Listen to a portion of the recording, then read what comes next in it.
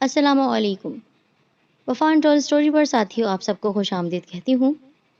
ایک بہو سنا رہی ہے اپنی داستان، کیا ساس ظالم ہوتی ہے یا پھر بڑے ہمیں سمجھانے کے لیے ہوتے ہیں۔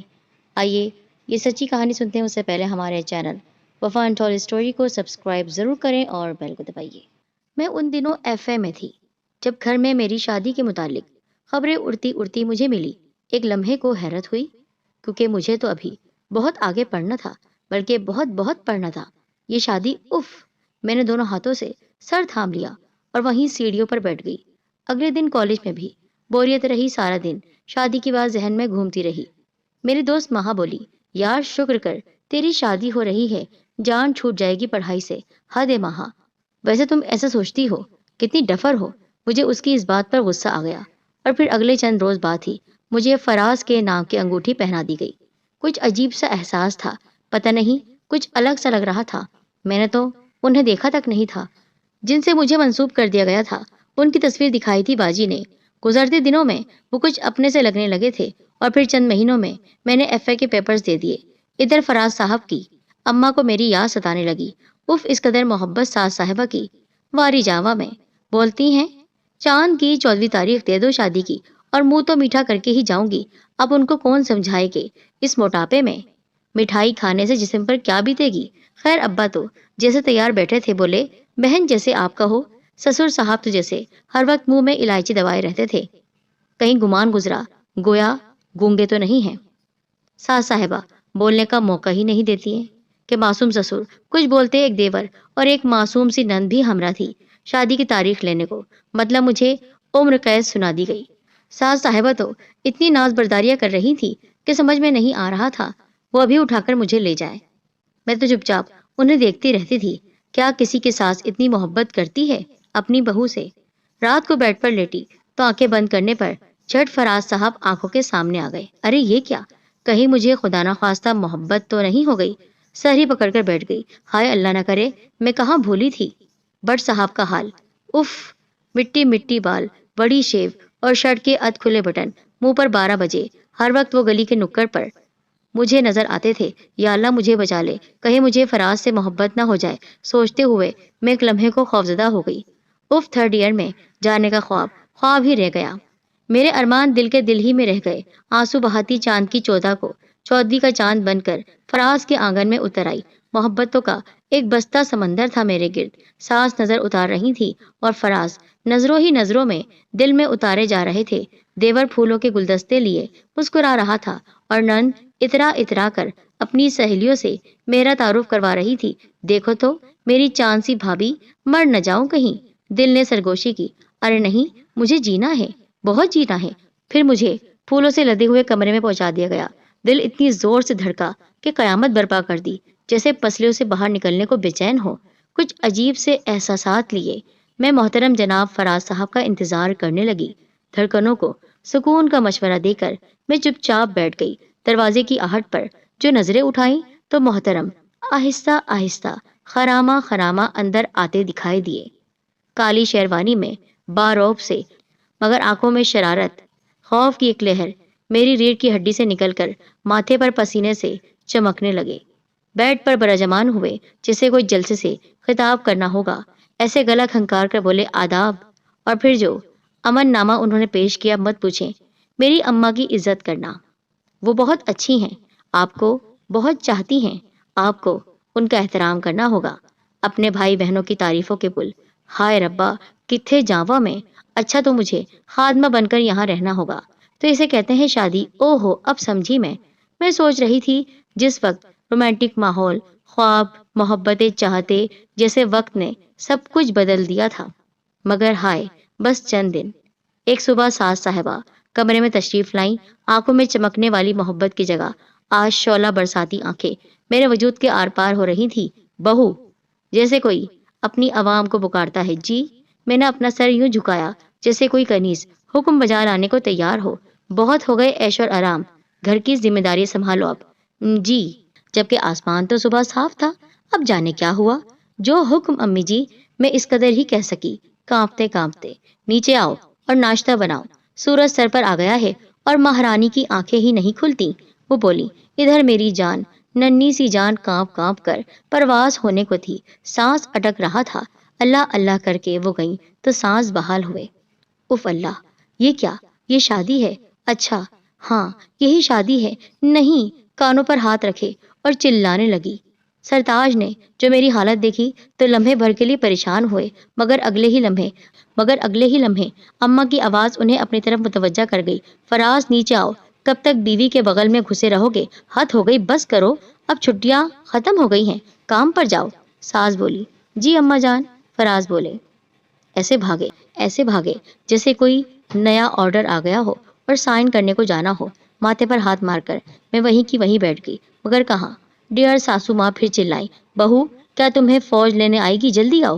جو حکم۔ جی بہتر، بس آ گئی۔ بوکھلاہٹ میں جانے میں کیا کیا بول گئی۔ فراز میں کہہ دیتی ہوں کل سے اپنی لاڈلی کو سمجھا دینا کہ صبح کا ناشتہ وہ بنائے اور باقی گھر کے کاموں میں بھی ہاتھ بٹائے۔ ارے ماہنور کے پیپرز ہونے کو ہیں، بچی پڑھ نہیں پاتی۔ گھر کے کاموں کی زیادتی کی وجہ سے اماں جی نے تقریر جھاڑی۔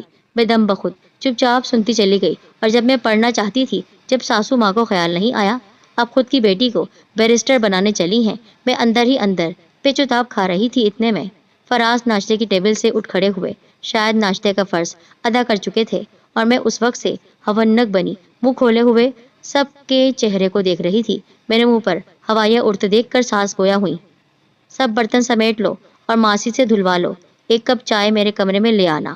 جی، میں سر ہلاتے ہوئے چلی گئی۔ میں الجھ سی گئی تھی، اتنے کام اور میں اکیلی جان، ہائے اب کیا کروں گی میں؟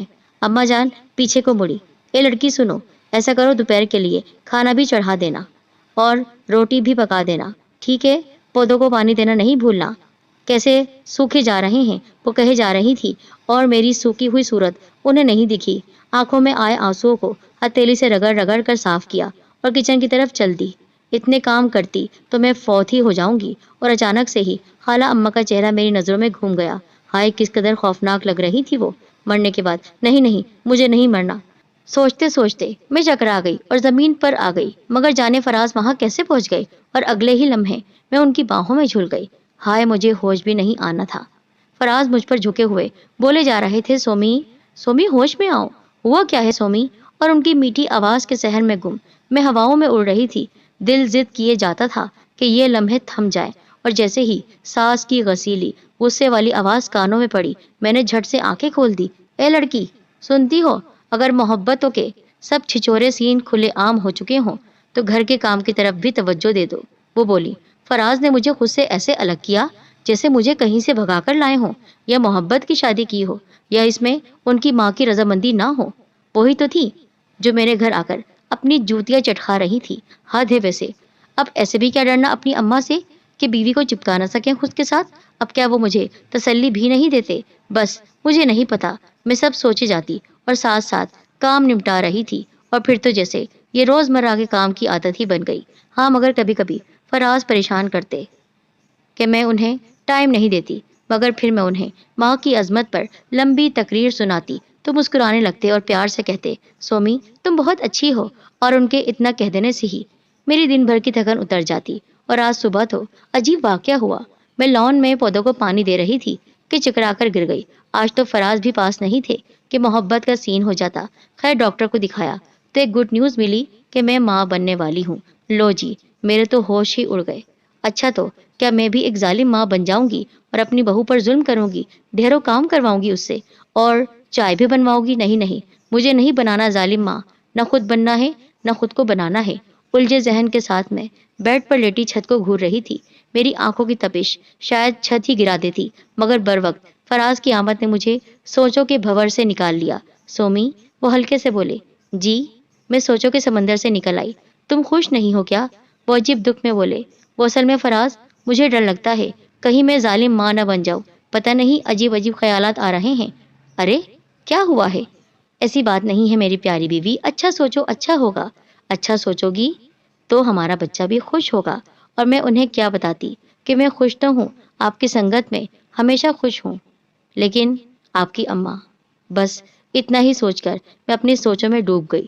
اگلے روز ساس کی گرجدار آواز نے پھر سے میرے ہوش اڑا دیے۔ ان کی آواز سن کر جیسے لگا کہ کوئی زلزلہ آ گیا۔ فراز اتنی گہری نیند میں تھے کہ ایک لمحے کو شک گزرا، ضرور کسی لڑکی کو خواب میں دیکھ رہے ہیں۔ میں نے دونوں ہاتھوں سے انہیں بری طرح سے جھنجھوڑ دیا۔ کیا ہو گیا؟ کیا ہو گیا؟ کیا؟ وہ بوکھلاہٹ میں بولے۔ فراز جی، امی بلا رہی ہیں، مجھے اس سے اچھا اور کوئی بہانہ نہیں سوجا۔ میں نے بھی تو حد کر دی تھی، ان بیچارے کو ڈرا ہی دیا تھا۔ جلدی سے میں نے چپل پہنی، واش روم بھاگی۔ واقعی آج اٹھنے میں دیر ہو گئی تھی۔ ناشتے کی ٹیبل پر ساس جی کی لمبی لمبی گفتگو سنی، ڈانٹ سنی۔ اف اللہ کی پناہ! فراز مسلسل مجھے گھور رہے تھے اور میں مسلسل جمائیہ لے رہی تھی۔ تقریر میں انہوں نے اپنا بے حد خیال رکھنے کو کہا کہ سومی کھانے پر توجہ دو، ہمارے خاندان میں سوکھے نہیں بلکہ موٹے بچے پیدا ہوتے ہیں۔ میں تو شرما ہی گئی۔ ہاں نا، سب کے سامنے ساس جی کیا کیا بول رہی تھی۔ ایک دفعہ یہ بھی کہا، بہو تمہیں آرام کرنے کی بھی ضرورت ہے، بس کام میں جتی نہیں رہنا۔ اور میں الماری کے کپڑوں پر اپنا غصہ نکال رہی تھی، اچانک سے فراز روم میں آ گئے۔ جی بیگم جی، یہ بادل اتنا گرج کیوں رہے ہیں؟ نہیں جی کچھ نہیں، بس تھکن ہو گئی ہے، تو آئیے نا ہم دبا دیں آپ کا سر۔